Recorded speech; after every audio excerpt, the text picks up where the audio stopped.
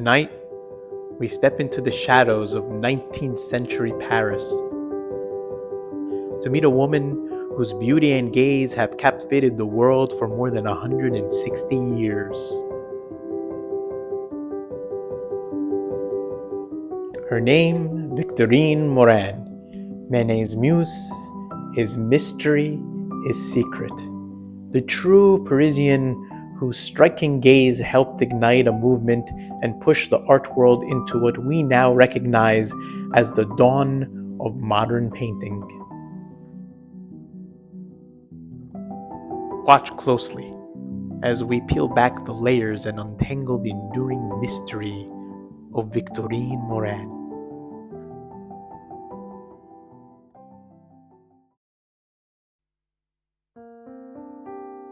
She was born in Paris in 1844 into a poor working-class family, and by age 16, she was already out in the city, singing in café concerts, posing for unknown artists, and as some whispered, surviving the streets when she needed to.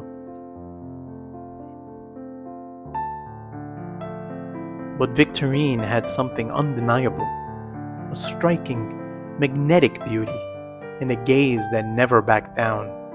One night, after a performance, she stepped into the lamp-lit street and caught the eye of a bold, young painter, Édouard Manet.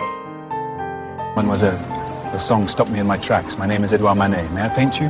Be my muse? You flatter me, monsieur. Perhaps.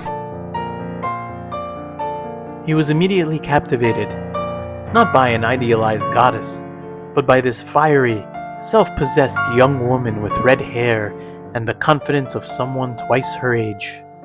That moment sparked one of the most explosive collaborations in art history and helped shape what we consider today modern art.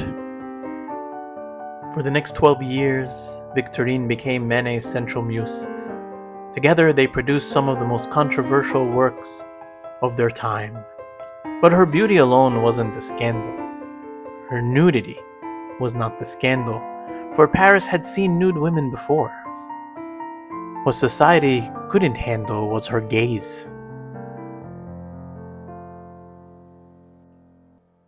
In these paintings, Victorine was not a subject of myth. Victorine didn't look shy, ashamed. She wasn't idealized. She looked straight at you. Real, modern, and unmistakably Parisian. She wasn't a Venus, she wasn't a nymph, she was Victorine. That unflinching beauty sparked whispers of a secret affair, a rumor many art historians still believe.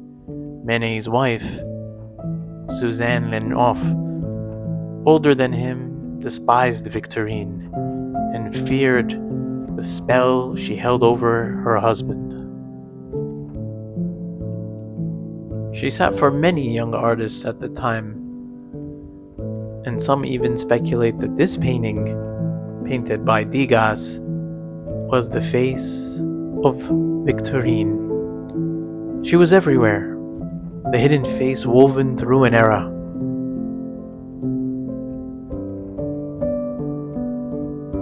In 1868, she traveled to America, working briefly in Boston as a performer and model.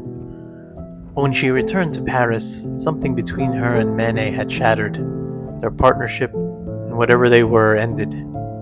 He found other muses, but none were really quite like Victorine.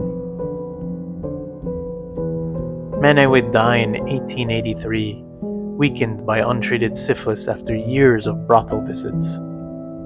He was only 51. Victorine's fate was quieter. Victorine ended up growing old in a small home outside of Paris, north of Paris. She lived with another woman. Her name was Marie Dufour. Eventually, with time, her beauty faded from public memory, but never from the canvas. She died in 1927 at age 83. The few paintings she had created during her time with the Impressionists, she was one of three women that was within their circle. She was even able to exhibit at the Salon a few of her pieces, but yeah, they were eventually sold after her death to pay for her burial. She was laid to rest in a small town outside of Paris.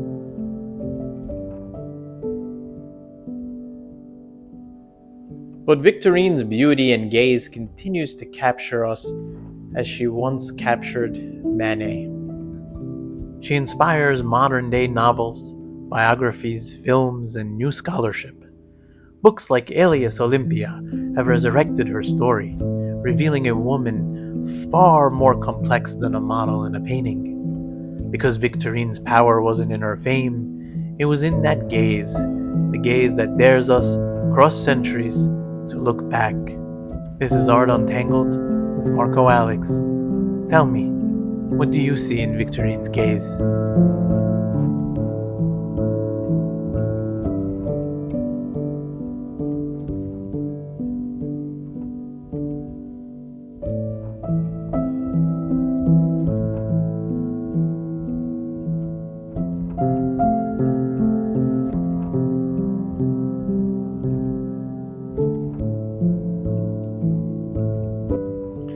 If you enjoyed untangling the story of Victorine Meurent and want to explore the hidden stories and personalities behind other masterpiece paintings, make sure to like, share, and subscribe so you never miss an episode of Art Untangled with Marco Alex, where every painting has a secret waiting to be untangled.